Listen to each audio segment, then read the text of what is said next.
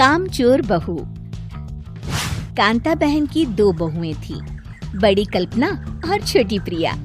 कल्पना का जैसा नाम वैसा ही काम। सारा दिन कल्पनाओं में रहती, ना कोई काम करती ना कोई धाम।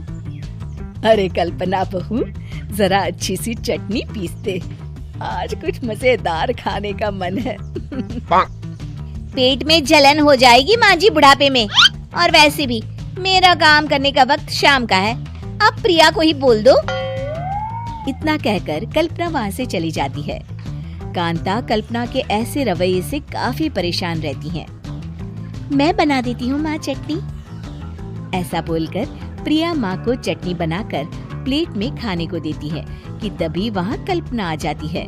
अरे वाह चटनी, जरा चख कर तो देखो, बड़े दिन हो गए। अरे नहीं बहू, तू तो रहने ही दे चटनी खाना, पेट में जलन हो जाएगी।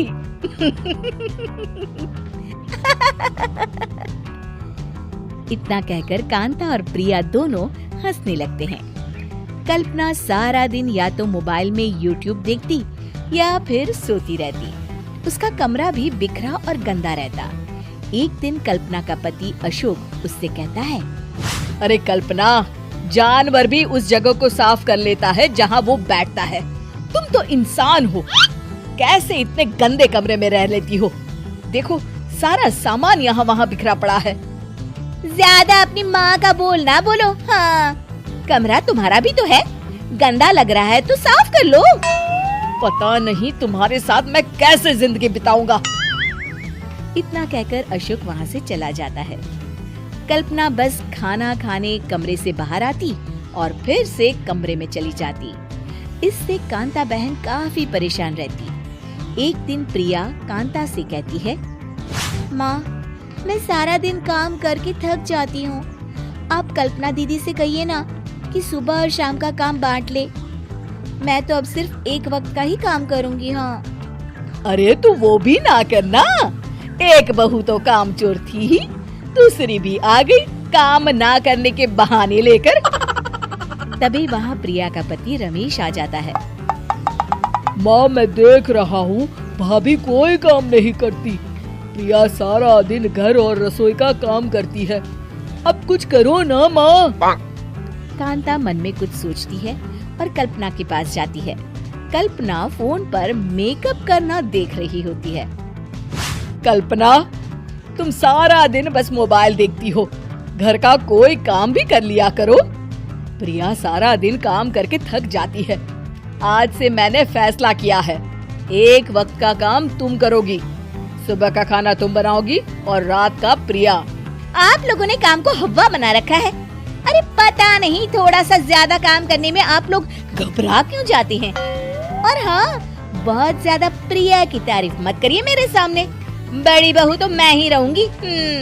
मैं कुछ नहीं जानती, कल सुबह मुझे वक्त से खाना चाहिए, रसोई में आ जाना, वरना कल से तुझे खाना नहीं मिलेगा।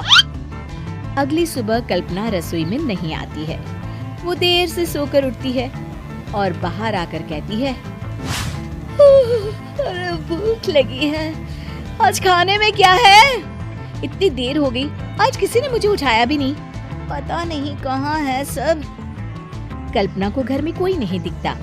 वो रसोई की तरफ जाती है जहाँ बड़ा सा ताला लगा होता है।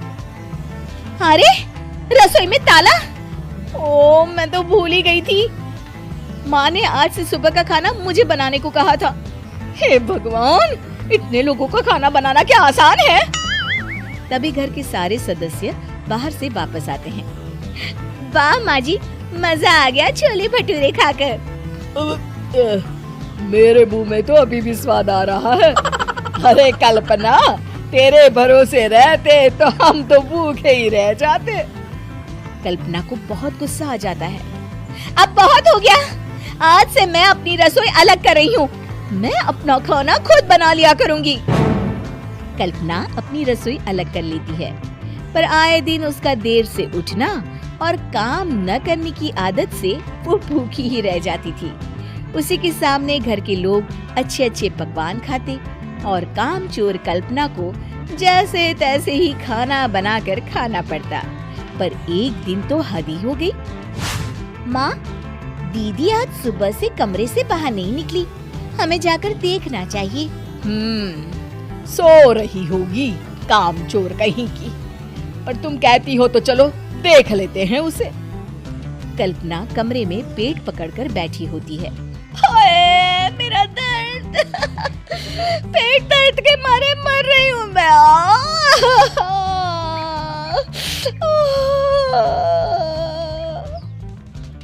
अरे दीदी, क्या हुआ? पेट में दर्द क्यों हो रहा है? डॉक्टर को दिखाया आपने? माँ। कल्पना खड़ी होती है और माँ जी के पास आती है। मुझे माफ कर दीजिए, अब से मैं सारे काम में मदद करूंगी, कभी आलस और काम चोरी नहीं करूंगी। हाँ हाँ, वो तो ठीक है, लेकिन अचानक क्या हो गया जो तू काम करने को तैयार हो गई? कामचोर कल्पना। माँ, लगातार बासी और उल्टा पुल्टा खाना खाने के कारण मेरे पेट में इन्फेक्शन हो गया है। काम न करना पड़े इसलिए मैं 2 दिन का खाना एक दिन ही बना लेती थी। बासी और खराब खाना खाने के कारण लेने के देने पड़ गए। पेट में दर्द हो रहा है। चलो अच्छा हुआ, देर आए दुरुस्त आए।